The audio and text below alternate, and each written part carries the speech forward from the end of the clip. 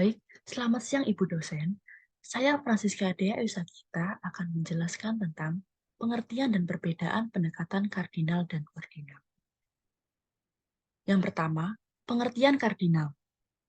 Teori perilaku konsumen pendekatan kardinal dikembangkan oleh beberapa ahli ekonom seperti Herman Hendricks Gosen, William Stanley Jevons, dan Leon Walras. Aliran ini beranggapan bahwa tinggi rendahnya nilai suatu barang atau jasa itu bergantung dari subjek yang memberikan penilaian. Misalnya saat kita mengkonsumsi semangkok mie, itu menghasilkan 8 util kepuasan. Atau makan sebatang coklat yang menghasilkan 4 util. Nah, karena bisa diukur, inilah pendekatan yang kemudian disebut juga dengan pendekatan kardinal atau cardinal approach. Lalu perbedaan kardinal dari segi keseimbangan konsumen. Dalam pendekatan kardinal, itu berlaku hukum tambahan kepuasan yang semakin menurun atau the law of diminishing marginal utility, maksudnya adalah bahwa tambahan kepuasan itu awalnya akan meningkat. Namun, setelah mencapai level tertentu atau titik jenuh, tambahan kepuasan tersebut akan terus menurun jika seseorang mengkonsumsi barang yang sama terus-menerus.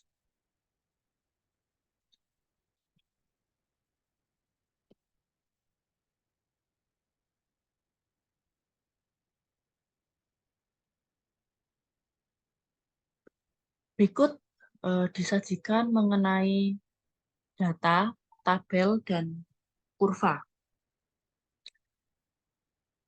Jadi dari data di sini terlihat bahwa saat seseorang mengkonsumsi satu buah roti, roti pertama tersebut memberikan kepuasan sebesar 10 util. Nah, kepuasan total itu terus bertambah sampai dengan konsumsi roti keempat. Sementara di roti kelima, kepuasan total itu tidak berubah dan tetap 22. Dan roti kelima ini bisa dikatakan sebagai titik jenuh. Sedangkan di roti keenam, itu tambahan kepuasan menjadi negatif. Sehingga kepuasan total itu menjadi menurun. Dan roti keenam ini tidak menambah kepuasan, tapi justru mengurangi kepuasan secara total. Lanjut ke kurva. Ada gambar 1 dan gambar 2. Gambar 1 ini tentang kepuasan total atau total utility, sedangkan gambar kedua ini menjelaskan tentang kepuasan tambahan atau marginal utility. Perhatikan bahwa TU terus meningkat dengan pertambahan yang semakin mengecil, begitupun dengan MU. TU maksimum itu tercapai setelah konsumen itu mengkonsumsi roti keempat. Nah, pada konsumsi roti kelima, TU itu tidak berubah dan MU itu mencapai titik nol. Dengan kata lain, TU maksimum tercapai ketika MU sama dengan nol. Kemudian setelah mengkonsumsi roti kelima, TU kembali turun dan MU menjadi negatif. Nah, slope kurva MU yang menurun inilah yang merefleksikan the law of diminishing marginal utility. Selanjutnya pengertian ordinal. Pengertian ordinal ini sebenarnya dikembangkan oleh banyak ahli ekonomi. Beberapa di antaranya yaitu John R. Hicks, R. G. Allen, Vilfredo Pareto, dan Ysidro Edgeworth. Nah, pendekatan ini itu menyatakan bahwa kepuasan itu tidak dapat diukur secara kuantitatif, melainkan sifatnya bertingkat atau berjenjang dan hanya bisa dibandingkan. Jadi pendekatan ordinal ini menganggap kepuasan konsumen itu tidak bisa diukur secara kuantitatif, melainkan hanya dapat diperbandingkan. Artinya, hanya bisa diperbandingkan mana yang lebih rendah atau lebih tinggi dari tingkat kepuasannya. Juga pendekatan ordinal ini bersifat objektif. Jadi alat yang digunakan dalam teori pendekatan ordinal itu menggunakan kurva indiferensi. Jadi kurva indiferensi itu menunjukkan berbagai kombinasi dua jenis barang yang dapat memberikan tingkat kepuasan yang sama bagi konsumen. Jadi dalam pendekatan ordinal, untuk memaksimalkan kepuasannya, itu konsumen dihadapkan kepada kendala anggaran. Jadi konsumen itu diasumsikan selalu memaksimalkan kepuasannya. Berarti konsumen itu ingin berada di kurva indifferent yang paling jauh dari titik origin. Tetapi untuk mencapai kurva indifferent ini, konsumen itu tidak bisa bebas karena dibatasi oleh anggaran yang tersedia. Jadi berdasarkan analisis ini, dapat disimpulkan bahwa seseorang konsumen itu akan mencapai kepuasan maksimum apabila ia mencapai titik di mana garis anggaran itu menyinggung kurva indiferensi. Seperti contoh, tabel dan kurva berikut.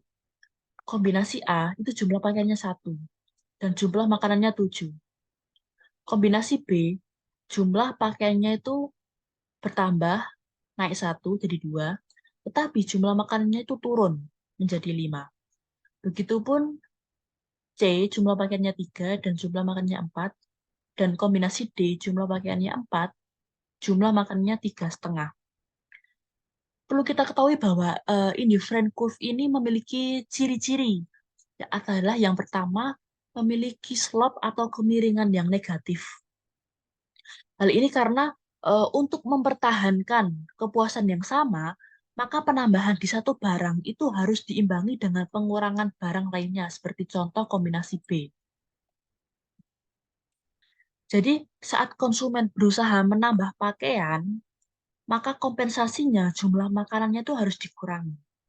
Itulah sebabnya mengapa IC itu bentuknya mengarah ke bawah. Terus yang kedua itu cembung ke arah ordinat. Jadi bentuk kurva cembung ini didasarkan pada asumsi tingkat substitusi marginal atau marginal rate of substitution yang terus berkurang.